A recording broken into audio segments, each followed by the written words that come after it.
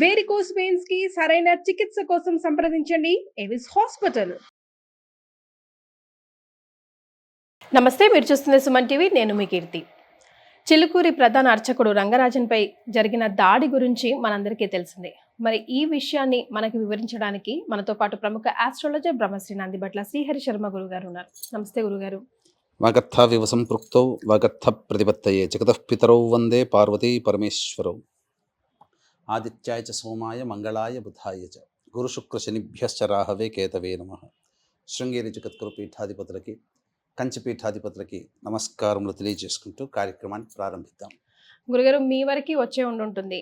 చిలుకూరి ప్రధాన అర్చకుడు రంగరాజన్ గారిపై జరిగిన దాడిని మీరు ఏ విధంగా చూస్తున్నారు? అసలు దాడి జరిగిన 2 రోజుల వరకు బయటికి రాలేదు. ఎందుకు జరిగింది అసలు? దీన్ని మనం ఏ విధంగా చూసుకోవాలి? చూస్తుంటే ఆ ఫుటేజ్ అంతా అయ్యప్ప మాల ధరించినట్టుగా బ్లాక్ అండ్ బ్లాక్ డ్రెస్లో ఉన్నారు, ఆరెంజ్ కలర్ కండువా వేసుకుంటూ. అట్లీస్ట్ ఆయన పైస కన్నా రెస్పెక్ట్ ఇవ్వలేదని వివిధ మాటలు మనకి కమెంట్ బాక్స్లో వినిపిస్తూ ఉన్నాయి.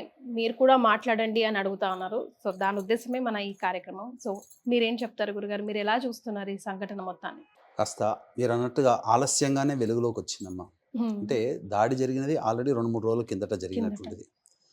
ఆలస్యంగా వెలుగులోకి రావడం, తద్వారా అక్కడ ఆ సంభాషణ కానీ ఆ చిత్రీకరణ విషయంలో కానీ ఎక్కడా కూడా చూస్తే ఇది ఒక ఉన్మాదముతో కూడుకున్నటువంటి చర్యలుగా మనకు కనబడుతూ ఉన్నాయి. దీన్ని ఖండించాల్సిందే. అసలు మూలాలకు వెళితే ఎవరి పర్సన్ రంగరాజన్ గారు అసలు ఎవరు? రంగరాజన్ గారు మనకు అందరికీ సుపరిచితులే. చిలుకూరు బాలాజీకి సంబంధించినటువంటి ట్రస్ట్ నిర్వాహకులు. మొదటి నుంచి కూడా ఈ ఎండోమెంట్స్ ఆధ్వర్యంలో జరగకుండా చక్కటి విధి విధానాన్ని అనుసరించాలంటే ఎండోమెంట్లో ఉండకూడదని చెప్పేసి ఎక్కడ కానుకలు అనేటువంటి హుండీ అనేటువంటి పద్ధతి లేకుండా, ఎక్కడ టికెట్ అనేది లేకుండా భక్తులందరూ కూడా చక్కగా పూర్వకాలంలో రాజుల పరిపాలించేటప్పుడు ఏ విధంగానైతే దేవాలయ దర్శనం అనేటువంటిది ఉండే విధానం ఉందో ఆ విధానాన్ని అవలంబిస్తున్నారు.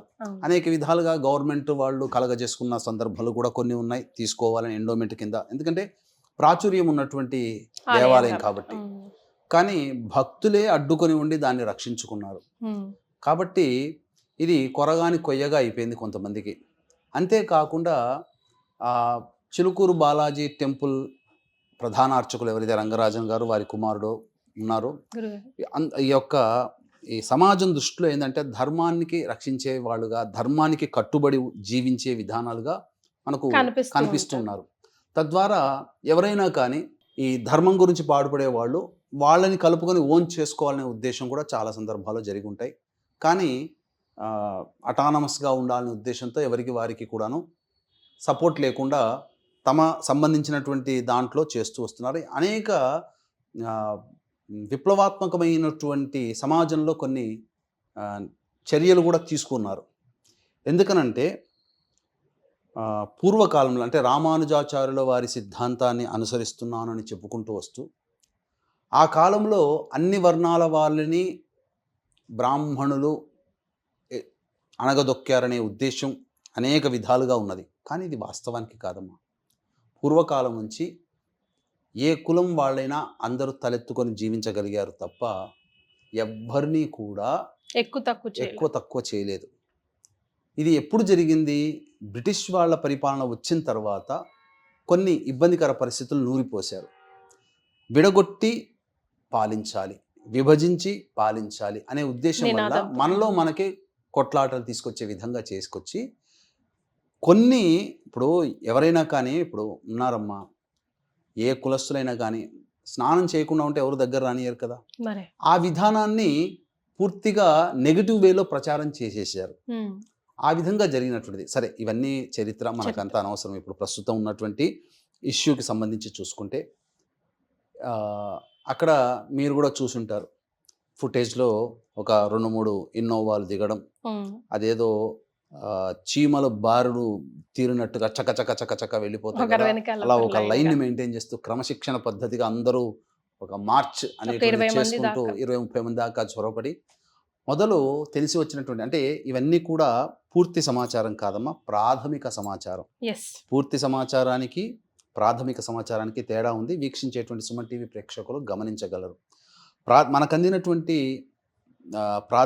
నాకు అందినటువంటి ప్రాథమిక సమాచారం ప్రకారము ఈ సంబంధించినటువంటి ఈ ఎవరైతే ఆ, చర్యలు చేశారో ఆ వీర రాఘవరెడ్డి అనేటువంటి అతను అంతకుముందు రామరాజ్యం అనేటువంటి పేరుతో ఒక సంస్థని స్థాపించడం, తద్వారా ఆయన యొక్క సంబంధించినటువంటి ప్రాతినిధ్యం కనుక చూసుకున్నట్లయితే ఆయన ఆహారము వ్యవహార శైలి కూడా చాలా భిన్నంగా ఉంది.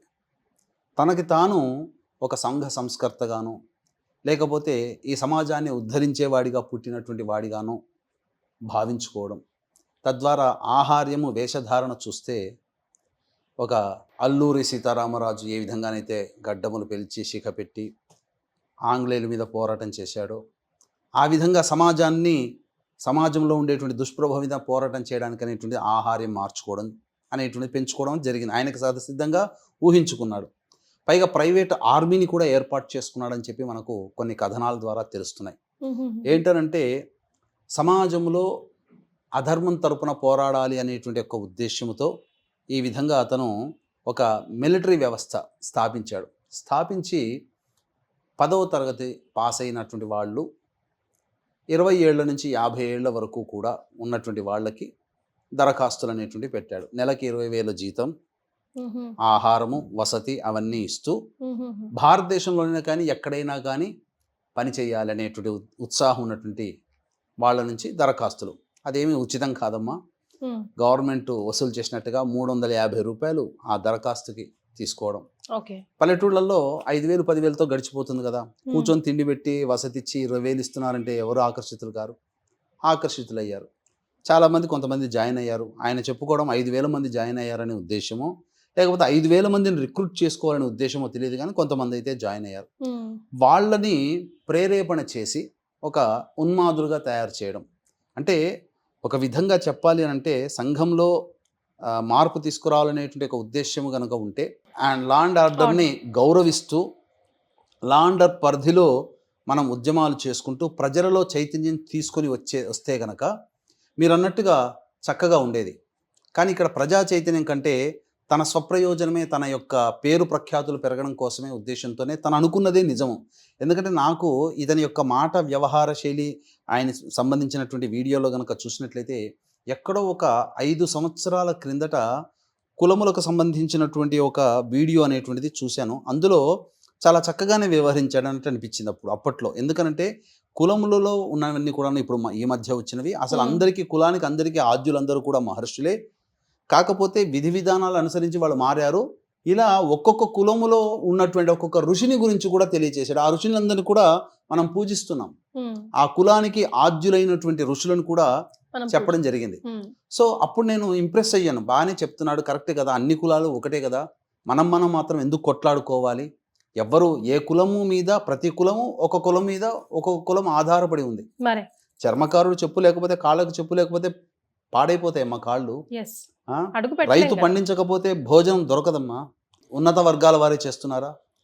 కష్టపడి పనిచేసే వర్గము అలాగే ఈ కష్టపడి పని చేసినటువంటి వాళ్ళ యొక్క శ్రమని సరైనటువంటి విధానంలో పెట్టేటువంటి మేధావి వర్గము, ఈ మేధావి వర్గము కష్టపడే వారిని రక్షించే వర్గము, ఈ కష్టపడి పనిచేసినటువంటి ద్వారా వచ్చినటువంటి ఉత్పత్తులకి మళ్ళీ తిరిగి వాళ్ళకి న్యాయ మార్గంలో డబ్బుని అమ్మకాల ద్వారా జరిపించే డబ్బుని అందించేటువంటి ఒక వర్గం. ఇలా 4 వర్ణాల వారు ఏర్పడ్డారు. 4 వర్ణాల వారు ఆ రోజు అందులో అందరూ సంతోషంగా ఉన్నారు. మా కులం ఈ కులం అని చెప్పి ఏ పురాణాల్లో చెప్పబడి ఉంది? ఒక మాట చెప్పండి. కడజాతి వాళ్ళని చెప్పేసి ఇబ్బంది పెట్టిన వాళ్ళు ఉన్నారా? ఉన్నత వర్గాల వాళ్ళని చెప్పి నెత్తిన పెట్టుకున్న వాళ్ళు ఉన్నారా? అన్ని కులాల్లో బ్రహ్మజ్ఞానం పొందిన వాళ్ళు లేరా?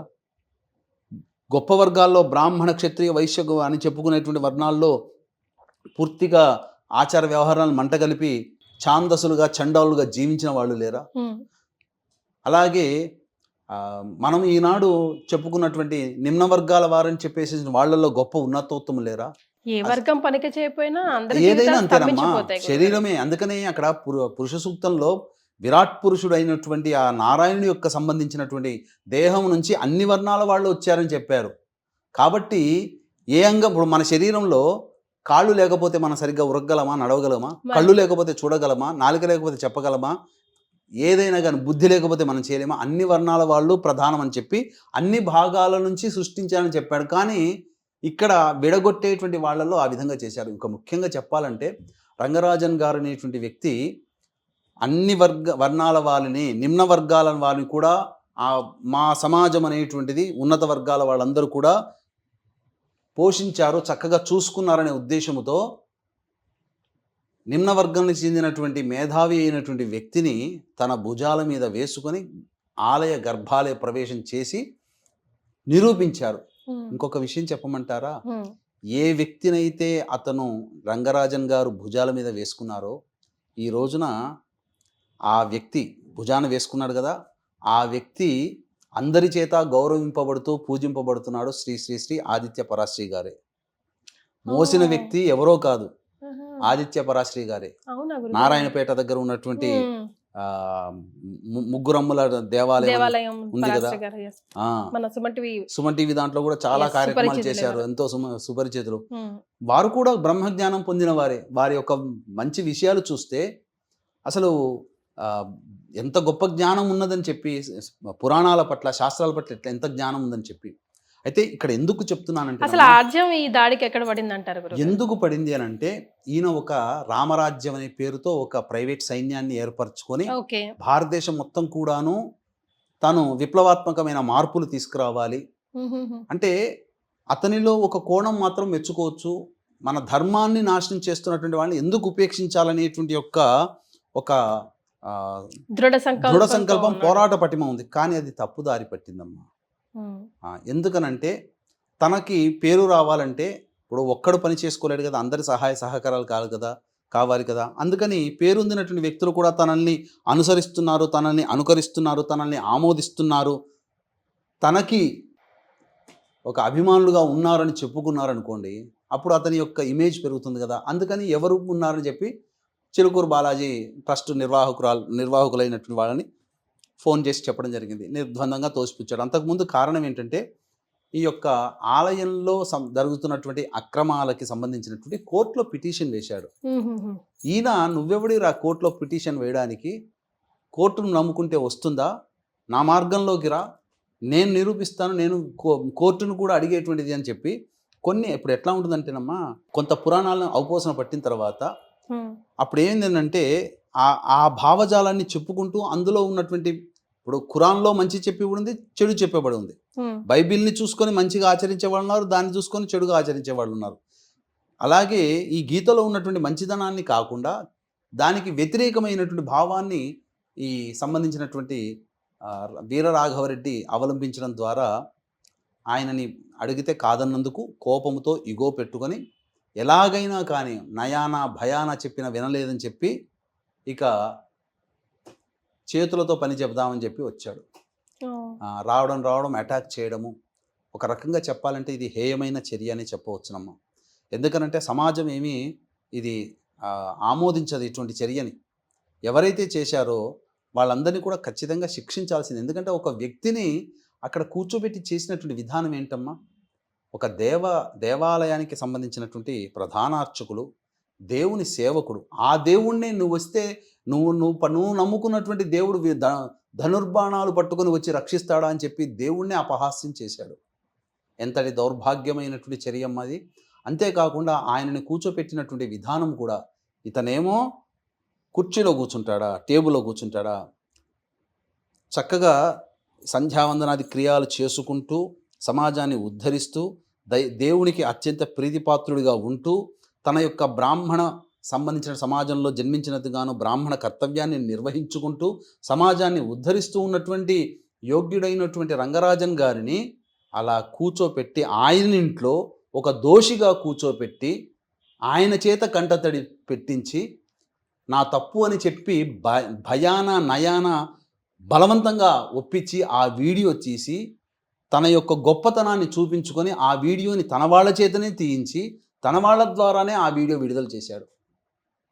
ఇది ఎంతటి దౌర్భాగ్యం. ఎందుకనంటే ఈ విధంగా చేస్తే వెంబడే వచ్చి పోలీసులకి చెప్పుకుంటాడనో లేకపోతే భయపడిపోయి మళ్ళీ మన దగ్గరకు వస్తాడనే ఉద్దేశంతో వేచి చూశాడు. 2-3 రోజుల వరకు కూడాను స్పందించకపోయేసరికి అప్పుడు ఈ వీడియో విడుదల చేయడం జరిగింది. ఇది చాలా దుర్మార్గమైనటువంటి చర్య అమ్మ. కాబట్టి ఇది ఖచ్చితంగా అటువంటి వాళ్ళకి శిక్ష అనే దానికంటే కూడా కూర్చోపెట్టి మంచి మార్గాన్ని ఉపదేశించి అతని మానవత్వం వైపు మరలించి అతనిలో ఉన్నటువంటి ఆవేశాన్ని ధర్మ మార్గం వైపు పయనింపచేసి ధర్మానికి రక్షకుడుగా ఉండే విధంగా ఉంటే మంచిదే. అంటే తనకి తాను ఆ వేషధారణ చూసి అల్లూరి సీతారామరాజుగా ఊహించుకుంటున్నాడు. ఎందుకంటే అల్లూరి సీతారామరాజు గారు కూడా అక్కడే జన్మించి ఉన్నాడు. అనపర్తి మండలం కొప్పవరపు గ్రామం అయినది. కొవ్వూరు వీరరాఘవరెడ్డి ఈ సంబంధించినటువంటి అల్లూరి సీతారామరాజు గారు కూడా అక్కడే జన్మించి ఉన్నారు, అన్నపర్తి మండలం చుట్టుపక్కలలోనే. కాబట్టి ఆయన అంశగా నేనని చెప్పి భవిష్యత్తులో చెప్పుకోవడానికి ఆ విధమైన వేషధారణ చేసి ఉంటాడేమో. ఎందుకంటే అల్లూరి సీతారామరాజు యొక్క వేషధారణ కూడా ఈ యొక్క సంబంధించినటువంటి విష్ణు ఊర్ధ్వపుండము పెట్టుకోవడము, అలాగే ఇంకా ధనుర్బాణాలు ఒక్కడే పట్టుకొని రాలేదు, సంతోషించాలి అంతే తప్ప. లేకపోతే ఆ విధంగా కాషాయం అనంటే అది నల్లని వస్త్రములు ధరించడం అనంటే ఒక నిరసన. అలాగే వాటి మీద కాషాయం అనంటే ధర్మాన్ని రక్షిస్తుంది, అధర్మానికి నిరసన తెలిపే విధంగా ఉండే విధంగా ఆయన ఆ ప్రైవేట్ సైన్యానికి ఆ విధంగా ఇచ్చాడు. కానీ ఈ ప్రైవేట్ సైన్యం అనేటువంటిది అంత మంచిగా, బహుశా నేను అనుకోవడం ఏంటంటే చిరంజీవి గారితో సినిమా వచ్చింది ఠాగూర్ సినిమా, ఆ సినిమాని ఉత్ప్రేరకంగా తీసుకొని ఆ విధంగా సైన్యాన్ని తయారు చేసుకుంటున్నాడేమో. అది సినిమాలో చూడ్డానికి బాగుంటుంది. ఆ విధంగా తన యొక్క మనుషులందరినీ అన్ని డిపార్ట్మెంట్లో పెట్టుకోవడం అనేటువంటిది అది సినిమా చూడడానికి బాగుంటుంది. కానీ దానిని ఇన్స్పిరేషన్గా చేసుకుని రామరాజ్యం అనేటువంటి దాన్ని స్థాపించి, కాకపోతే ఆయన ప్రసంగాలు కూడా కొన్ని విన్నానమ్మా. విన్నప్పుడు ఏంటనంటే ఆయనలో ఆవేశపూరితంగా కొంచెం ఇన్స్పైరింగ్ గానే ఉన్నాయి. ఇది ఒకటి రాంగ్ చర్యగా, ఇది మాత్రము ఏ మాత్రము డైరెక్ట్ మ్యాన్ హ్యాండ్లింగ్ ఒక రకంగా భయమేనమ్మా. ఒక రకంగా మనిషిని ఇప్పుడు ఇంతమంది రావడాల్సిన అవసరం ఉంది. ఇప్పుడు నీకు నిజంగా గనక ఆయనలో వచ్చి మాట్లాడాలి అంటే ముఖాముఖిగా ఇప్పుడు మీరు నేను కూర్చొని మాట్లాడి వెళ్ళిపోవచ్చుగా. అసలు అంతమందిని తీసుకురావాల్సినటువంటి అవసరం ఏమున్నది? ఒక భయాన్ని సృష్టించడానికే కదా. తద్వారా ఏం సమాజానికి ఏం మెసేజ్ ఇవ్వాలని అనుకుంటున్నాడు ఆయన, ఆ వీరరాఘవరెడ్డి అనేటువంటి వ్యక్తి. కాబట్టి వయసులో ఉన్నాడేమో, చిన్నవాడేమో, 40 ఏళ్ళు ఉంటాయేమో, 50 ఏళ్ళ మధ్యలో ఉంటాయేమో. కాబట్టి తను అనుకున్నదే కరెక్ట్ అనుకొని, ఇప్పుడు ఎందుకనంటే అసలు పురాణాలు, అసలు భాగవతాలు, అసలు మూలమైనటువంటి రామాయణము భారతంలో ఉన్నటువంటి విషయాన్ని పక్కకు పెట్టి ఇలాంటి వాళ్ళే భావజాలం తనే అనుకున్నదో ఆ విధంగా అనుకున్న వాళ్ళు ముద్రించినటువంటి భారత రామాయణాల వల్లనే సమాజంలో కొన్ని అపప్రదలను వచ్చాయి. అసలు అందుకనే ఏదైనా అసలుది చదవాలి. ఈ విధంగా ఇతని యొక్క చర్య మాత్రం ఏమాత్రం ఆమోదయోగ్యం కాదమ్మా. ఖచ్చితంగా శిక్ష పడాల్సిందే. బయటికి వచ్చి రంగరాజన్ గారికి క్షమాపణలు చెప్పవలసిందే. ఎందుకనంటే ఆయన న్యాయ పోరాటము ధర్మ మార్గంలో అవలంబిస్తున్నాడు ఖచ్చితంగా. కాబట్టి ధర్మ మార్గంలో ఉన్నటువంటి వ్యక్తిని అధర్మము ఎంతసేపు కూడాను పట్టుకోలేదు. ఎప్పటికోప్పుడు అధర్మం ఓడిపోవాల్సిందే కడదారికి ఖచ్చితంగా. కాబట్టి ఇకనైనా కానీ ఇప్పుడు ఏంటనంటే ఖచ్చితంగా వీక్షించేటువంటి ప్రేక్షకులు అందరూ కూడా సంబంధించి ఇటువంటి చర్యని హిందువులంతా కూడాను ఏకమయ్యి ఉండాలి. ధర్మాన్ని రక్షించే వాళ్ళు ఎవరో తెలుసుకోవాలి. ఈయన వెనక ఏదో శక్తులు ఉంటేనే తప్ప ధర్మంగా పోరాడేటువంటి న్యాయ పోరాటాన్ని చేస్తున్నటువంటి వ్యక్తిని అన్యాయంగా న్యాయం పోరాటం ఆపి మా పక్షాన రా పోరాడు మనుషుల్ని. ఎందుకనంటే ఇప్పుడు టార్గెట్ చేస్తున్నటువంటిది అతని మాటల్లో ఏంటనంటే అర్చకులు, పురోహితులు వీళ్ళందరూ కూడా తప్పు చేస్తున్నారు, మీ అందరి దగ్గరికి వచ్చే వాళ్ళందరిలో ఎవరినైనా నాకు ఒక్కడిని పంపించండి అని మాట్లాడాడు. ఏమని? ధర్మం కోసం పోరాటేవాడిని ఎవరైనా వెతకండి, నాకు ఆ ఒక్కడు కనబడితే ఆ ఒక్కడిని నాకు అప్పగించండి, నేను ఒక వీరునిలాగా తయారు చేస్తాను అంటే మొత్తం ఈ ఆంధ్రప్రదేశ్ తెలంగాణ మొత్తంలో ఉన్నటువంటి దాదాపు సుమారు 40-50 వేల దేవాలయాలు ఉండి ఉంటాయేమో, వాళ్ళందరి నుంచి ఆ సైన్యాన్ని ఆయన తెచ్చుకోవాలి. అసలు నెలకి 20,000 ఇవ్వగలిగేటువంటి శక్తి ఆయనకుందా అది గమనించుకోవాలి ఆయనకి. అంతేకాకుండా ఇంత సైన్యాన్ని ఏర్పరిచినప్పుడు అంత శక్తి ఎక్కడి నుంచి వస్తుంది, దాని మూలాలు ఆ డబ్బు ఎక్కడి నుంచి వస్తుంది? ఒక సాధారణమైనటువంటి వ్యక్తికి 2 ఎంప్లాయ్మెంట్ పెట్టుకొని నడిపించేటువంటి అంటేనే చేతులు సరిపోవట్లేదు, సంపాదన సరిపోవట్లేదు. 5,000 మంది ఇంటూ 20,000 అన్నప్పుడు 5×10 అంటే నెలకి 100 కోట్లు ఎక్కడి నుంచి పట్టుకొస్తాడమ్మా? అంత నెలకి 100 కోట్లు పెట్టి పోషించగలిగేటువంటి శక్తి ఉన్నటువంటి వ్యక్తికి ఇవన్నీ కూడా సమంజసమా? ఎక్కడి నుంచి వస్తున్నాయి ఈ డబ్బు అంతా అనేటువంటిది కూడా ఆలోచన చేయాలి, ఎంక్వైరీ చేయాలి. ఇవన్నీ చేస్తే తప్ప ఇంత పెద్ద ప్రాతిపదికన ఈ ఆలోచన విధానం అనేటువంటిది కలగడం అనేటువంటిది ఒక సందేహాస్పదమైనటువంటి నిర్ణయంగానే కనబడుతుంది తప్ప ఏమాత్రము కూడా ఏదో విచారించి వదిలిపెట్టాల్సినటువంటి అవసరం కాకుండా ఖచ్చితంగా దీని వెనకాల ఏం శక్తులు ఉన్నాయి, హిందూ ధర్మం కోసం పోరాడేటువంటి వ్యక్తులకి కించపరిచే విధంగా వాళ్ళని భయభ్రాంతులకు గురి చేసి ధర్మం వైపు చూడాల్సినటువంటి అవకాశమే లేకుండా చేస్తున్నటువంటి ఈ వ్యక్తులకి వెనకాల తోడ్పాటు అందించేటువంటి అధర్మపరులు ఎవరున్నారు, ధర్మానికి గ్లాని చేసే విధంగా వ్యవహరిస్తున్నటువంటి వ్యక్తులు ఎవరు, ఆ సమాజం ఏంటి అనేటువంటిది, అసలు ఈ రామరాజ్యం వెనకాల ఉద్దేశం ఏంటి, ముందు పేరుగా ధర్మానికి పోరాటం చేసే రామరాజ్యం అనే పేరు పెట్టుకొని వెనకాల అధర్మ పోరాటాన్ని కొనసాగించే విధంగా వ్యాప్తి చేసే విధంగా హిందూ ధర్మాన్ని ఇప్పటికే మన వాళ్ళు చాలా సంఘటితం కాలేకపోతున్నారు. హిందువులంతా సంఘటితం అయితే అప్పుడు ధర్మం గెలుస్తుంది. ఇప్పుడు ఒక రకంగా చెప్పాలి అంటే ఎంతవరకు దిగజారిపోయిందనంటే, మోడీ గారు స్నానం ఆచరిస్తే అతను సంజాయించుకోవాలన్నా, స్నానం ఎలా ఆచరిస్తావు అని చెప్పి, అంటే హిందువుగా పుట్టి హిందూ ధర్మాన్ని పాటించకూడదా? ఇతర మతాల వాళ్ళు పుట్టి ఇతర మతాల వాళ్ళు వాళ్ళ ధర్మాన్ని ఆచరిస్తున్నప్పుడు ఎవ్వరూ కూడా క్వశ్చన్ చేయలేదే. ఒక హిందువే తన ధర్మాన్ని తాను పాటిస్తూ ఉంటుంటే ఎందుకు క్వశ్చన్ చేస్తున్నది సమాజం అనేటువంటిది కూడా గుర్తించాలి. ఆ సంబంధించినటువంటి దాంట్లోనే భాగంగా ఈ యొక్క ధర్మ పోరాటాన్ని చేస్తున్నటువంటి రామరాజుని క్వశ్చన్ చేసే అధికారం ఎవరికి వచ్చింది? రంగరాజన్ గారిని, ఈ రామరాజ్యం వ్యవస్థాపకులైనటువంటి రాఘవరెడ్డి. కాబట్టి ఇదంతా కూడా ఏదో సందేహాస్పదంగా ఉన్నటువంటిది. కాబట్టి మనం అందరం కూడా దీని గురించి కొంత ఆలోచన చేయాల్సినటువంటిదే. కాబట్టి ప్రేక్షకులు కూడా రంగరాజన్ గారిని సమర్థించాలి, అటువంటి వ్యక్తులకి శిక్ష పడే విధంగా చూడాలి. తద్వారా ధర్మానికి హాని జరగకుండా హిందువుల అందరం కూడా సంఘటితమై మనమందరం కూడా ఒకటి అనేటువంటిది. ఎందుకనంటే రాబో భవిష్యత్తు తరం అనేటువంటిది అంత సుమార్గంగా ఏమీ కనబడట్లేదు. కాబట్టి హిందువులమంటూ చెప్పుకోగలిగేటువంటి దేశం ఏదైనా ఉందంటే మనం నివసిస్తున్నటువంటి భారతదేశం. దీన్ని మనం కోల్పోయాము అనంటే మనం నివసించడానికి కూడా లేదు. శరణార్థులుగా, మైనార్టీలుగా ఏదైనా దేశంలో ఉండవచ్చు, కానీ శరణార్థులుగా ఉండాల్సినటువంటి గతి గనక మనము తెప్పించుకోకూడదు.